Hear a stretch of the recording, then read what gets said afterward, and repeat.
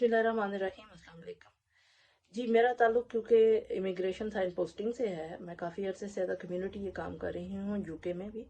और मेरा जो एरिया ऑफ वर्क है वो टियर 2, टियर 4 और टियर 5, जिसमें पहले जो रिलीजियस वर्कर वीज़ास लगते थे उस पर भी मैंने काम किया हुआ है। बहुत ज़्यादा ये क्वेश्चंस आ रहे हैं मेरे पास कि जी हमें चैरिटी वर्कर वीज़ा के बारे में बताइए कि हमें कोई ऑफ़र कर रहा है, कोई बनवा रहा है। 3 स्टेप स्ट्रेटजी है।